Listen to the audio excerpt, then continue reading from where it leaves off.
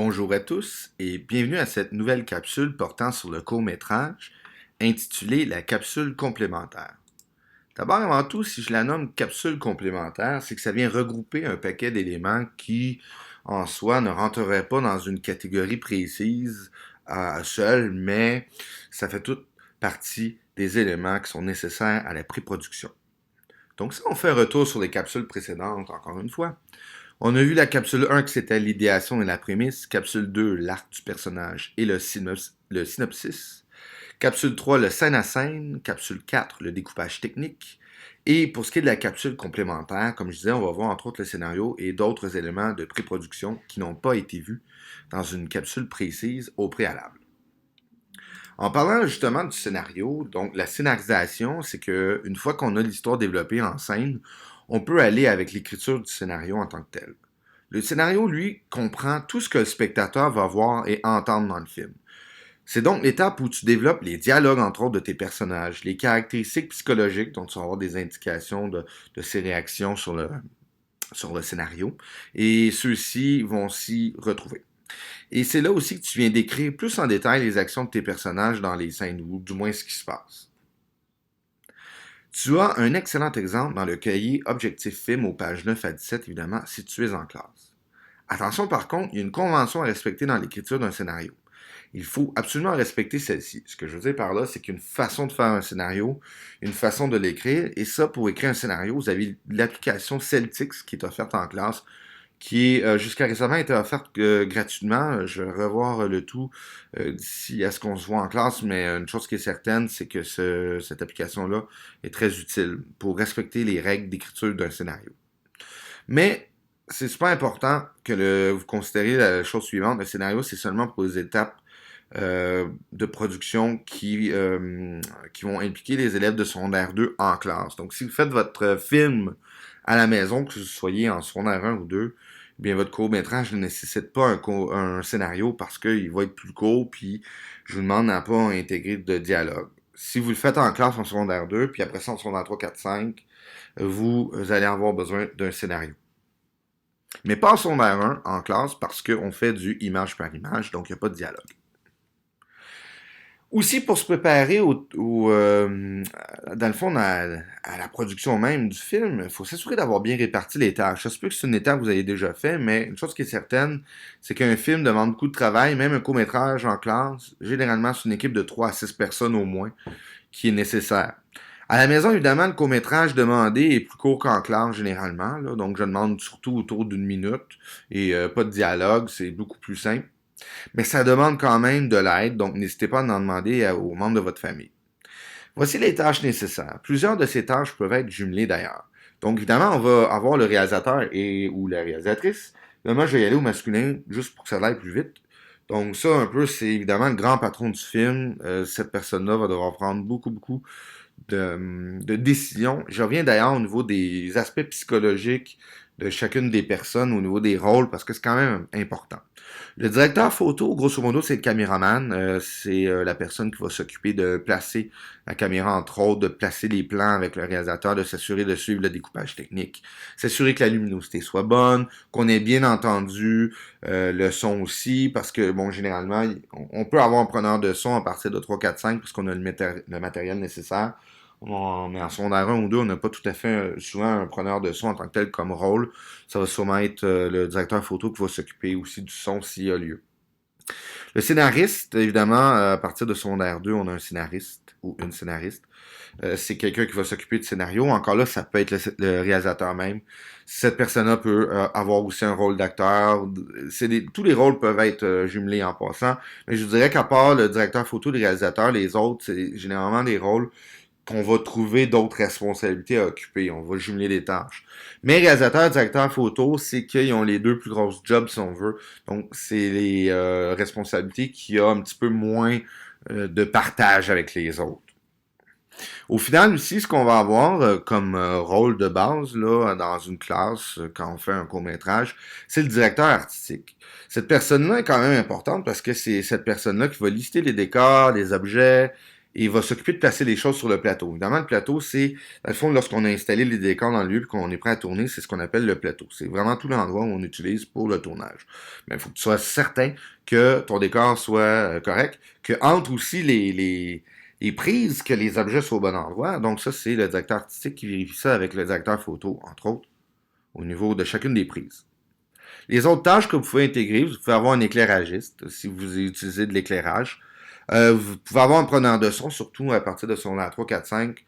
Sinon, ce que vous pouvez faire au niveau du preneur de son, c'est de trouver une façon comme un cellulaire ou un iPad, par exemple, et juste enregistrer le son près de la personne qui parle.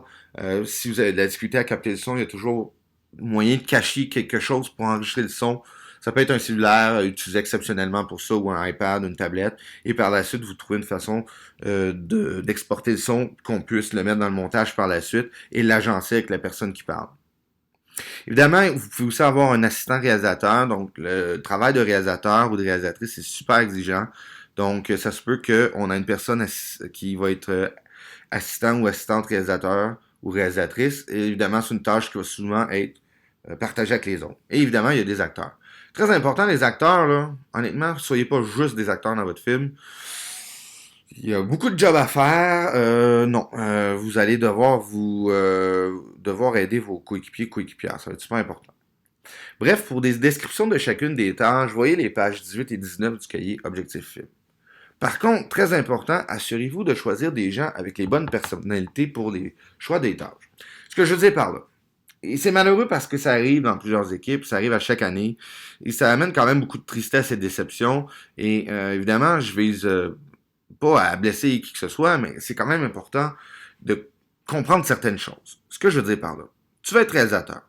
Mais le problème, c'est que tu es super gêné, tu as de la misère à parler aux autres, et puis là, on te donne une job où il va falloir que tu coordonnes un paquet d'affaires, que tu donnes des directives aux gens, et que tu t'assures que ça fonctionne. C'est peut-être pas ta tâche que tu devrais prendre. Il y a peut-être d'autres tâches que tu peux prendre comme scénariste, tu peux peut-être t'occuper du montage, tu peux occuper comme étant assistant réalisateur, il y a un paquet d'autres tâches que tu peux utiliser. Directeur photo, tu veux être caméraman, parfait, tu n'as jamais manipulé un appareil photo de ta vie. Est-ce que ça s'apprend? Oui, mais il va falloir que tu travailles fort, que tu sois super sérieux et que tu fasses beaucoup de tests auparavant pour t'assurer que tu comprennes bien du fonctionnement. Parce que si tu fais pas ta job comme il faut, c'est probablement l'élément qu'on va le voir directement le plus. Si tu as mal focalisé ton image, si tu as mal focalisé ta vidéo, que c'est flou, on va le voir tout de suite. Et on peut pointer directement à ton travail comme étant mal fait. Malheureusement, c'est la partie qui est le plus visible. Donc, c'est super important que tu prennes ta tâche au sérieux. Et ça, c'est pour toutes les tâches, peu importe la tâche que tu vas prendre, il faut que tu apprennes au sérieux. Si ta tâche ne te prend pas au sérieux, toi, tu es, mettons, directeur artistique, tu dois faire la liste des objets nécessaires. Tu te dis, je m'en occupe, j'amène les objets pour telle date, pour quand on va tourner telle scène, tu arrives, tu les as pas amenés. Parce que tu t'es pas organisé, tu n'as pas écrit dans ton agenda. Qu'est-ce que vous faites ce jour-là? Peut-être que c'est votre dernière scène à tourner, peut-être que vous êtes pris dans le temps, peut-être que vous pouvez pas tourner votre scène, ou vous allez tourner votre scène malgré les erreurs que ça va amener. Ben, c'est fatigant, ça. Donc, vous avez chacune une responsabilité. Prenez-la au sérieux. Évidemment, si vous êtes seul à la maison à faire le court-métrage, vous pouvez toujours demander de l'aide à votre famille. Mais à ce moment-là, oui, vous devez occuper souvent toutes ces responsabilités.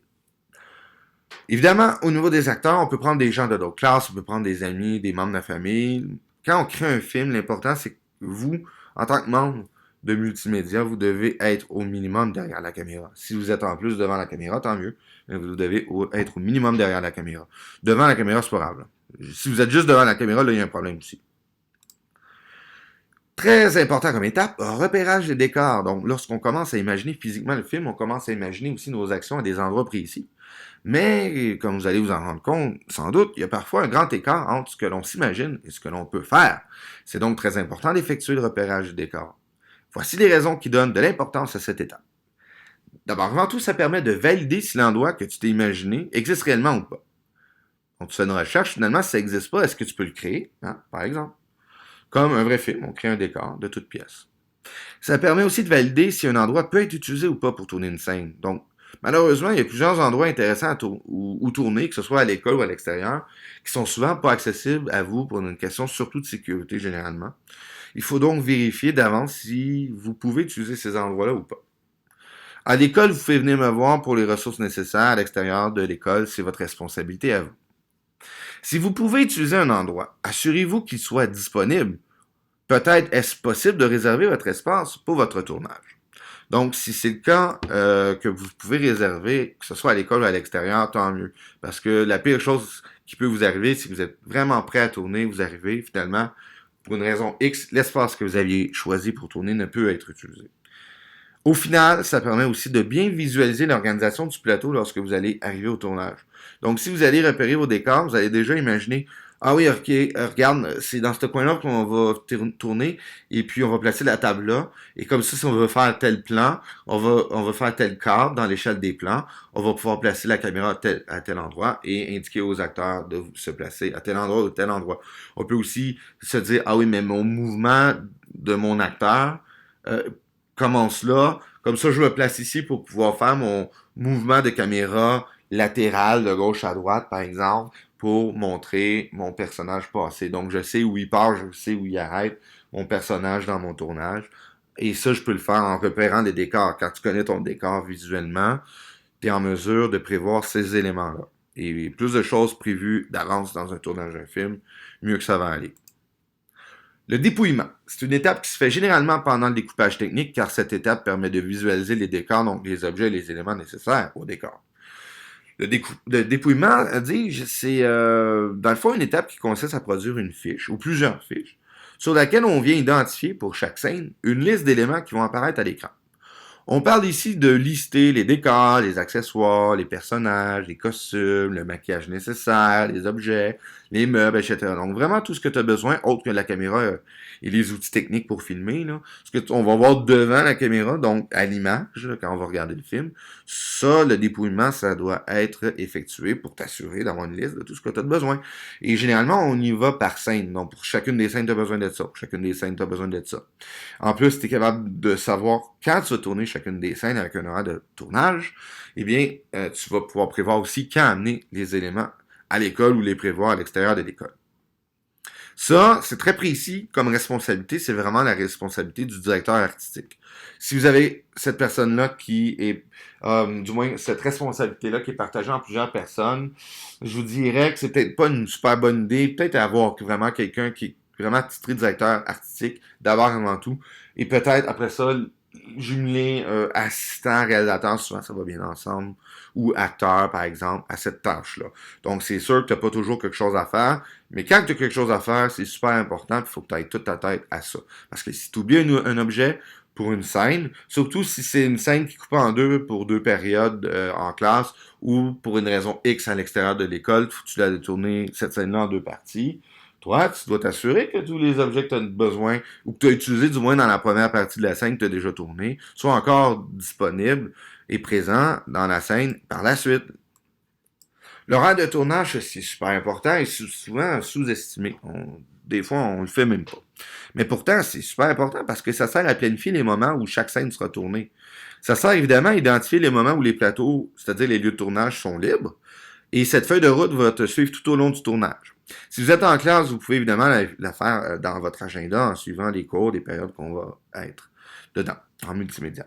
Si vous êtes à la maison, vous pouvez vous créer un dossier Excel, vous pouvez créer un document sur papier, et vous trouvez n'importe quelle façon que vous avez à votre disposition pour vous organiser, mais un horaire de tournage, c'est super important. Et ça doit répondre aux questions suivantes. Qu'est-ce qu'on filme aujourd'hui? Où filme-t-on? Combien de temps a-t-on pour filmer? Ça, c'est super important. Tu as un cours de 45 minutes en classe le vendredi, ou grosso modo, et 82 minutes le reste des jours. Ça va évidemment changer beaucoup le temps que tu as en classe pour tourner. À l'extérieur, peut-être que tu n'as pas beaucoup de temps, par exemple. Vous vous réunissez après l'école pour tourner après l'école, et puis il y a des gens qui doivent quitter à 15 heures, puis il est déjà 14 heures, donc tu as une heure pour tourner. Il faut que tu le prévois, si tu niaises, tu perds ton temps. Et ça, c'est une affaire super importante. Lorsque vous perdez votre temps, lors d'un tournage, ce n'est pas mon temps à moi, Monsieur Barabé, que vous faites perdre, c'est le vôtre. Moi, si à un moment donné, la date limite pour remettre le film est passée, que vous l'avez pas fini, parce que vous avez perdu trop de temps, c'est votre faute à vous. Évidemment, il y a des éléments qui peuvent arriver, des imprévus, des gros bugs qui font en sorte que le film est pas prêt. Ça, généralement, j'ai une bonne idée de ce qui est arrivé, vous êtes venu me voir, et on va essayer de régler la chose. Mais sinon, eh bien, généralement, les retards, c'est souvent la faute des élèves. C'est une question de préparation. Très important aussi, hein, vous n'êtes pas obligé de tourner vos scènes en ordre, c'est-à-dire l'ordre dans lequel ils vont apparaître dans le film. La plupart des films qui sont tournés, c'est rarement tourné dans l'ordre des scènes. Ça s'explique parce que des fois, tu as un plateau de tournage, du moins un lieu de tournage, où tu peux installer ton plateau qui va être disponible telle journée, mais qui ne sera pas après. Donc, même si c'est à la fin de ton film, peut-être tu es obligé de le tourner au début de ton film. C'est des choses qui arrivent. Ça, il faut que tu le prévois dans ton tournage. Donc, pas se dire tu tournes ton film dans l'ordre chronologique des scènes. Non, ça va être surtout selon la disponibilité des lieux de tournage. Ça peut être aussi la disponibilité des personnes, que ce soit en l'intérieur d'une classe ou à l'extérieur. Tu sais, s'il y a une fin de semaine, tu décides de tourner, mais ton acteur principal n'est pas disponible parce qu'il y a un tournoi de hockey, ben, il faut que tu trouves une autre date. Sinon, il faut que tu t'arranges ou il faut que tu trouves des façons de tricher. Tu peux peut-être tourner tous les plans et toutes les scènes où ton personnage principal n'est pas dedans, puis après ça, trouver un autre moment pour les tourner. Ça se fait. Mais tu sais, ça demande beaucoup à ce moment-là, de planification que tu aurais pu éviter si tu t'étais mieux planifié auparavant. En classe, c'est la même chose. Tu arrives à m'amener. Ça, c'est la même chose aussi pour les gens qui vont être absents. Si tu le sais 2 semaines d'avance que tu vas avoir un rendez-vous chez le dentiste, dis-le donc à tes coéquipiers et coéquipières pour pas qu'il arrive le moment même ou le jour même. Hey, il est pas là. Qu'est-ce qu'on fait? À l'inverse, toujours bon d'avoir un plan B si quelque chose comme ça arrive. Au niveau des activités, eh bien, dans le cadre d'une classe, évidemment, j'aurais à ramasser le scénario. Ça serait quelque chose qui serait ramassé. Mais tout le reste, c'est pas des documents que je ramasse en tant que tel. Et on s'entend aussi que le scénario, c'est seulement quand on est en classe pour le court-métrage qui est fait en secondaire 2. Donc, si vous le faites moindrement votre court-métrage à la maison, vous n'avez rien à me remettre par rapport à cette capsule-là. C'est beaucoup plus une capsule qui vous invite à respecter certaines étapes super importantes, mais qu'on néglige souvent et qui ne correspond pas dans une catégorie comme par exemple le synopsis ou la scène à scène. Ce paquet de d'autres petits éléments qui nous aident à nous organiser, comme vous avez pu voir. Donc, qu'est-ce qu'il faut faire? Il faut répartir des tâches si c'est pas déjà fait. Repérer des décors, ça, que vous soyez à la maison ou que vous soyez à l'école, c'est quelque chose qui est à faire. Le dépouillement, même chose. Que vous soyez à la maison ou à l'école, c'est super important de le faire. C'est sûr que ça dépend de la grosseur de ton film et tout ça, mais je vais vous, je vais vous expliquer qu'il y a des façons de le faire. Et suite à cette diapositive-là, je vais vous montrer des exemples qui sont issus du cahier objectif film pour ce qui est du dépouillement, du repérage de décor, de l'horaire des tournages, entre autres. Évidemment, faites-vous un horaire de tournage, que ce soit à la maison ou à l'école encore là. Le mieux organisé vous êtes, le mieux ça va être. Croyez-moi. Et surtout, n'oubliez pas de vous amuser.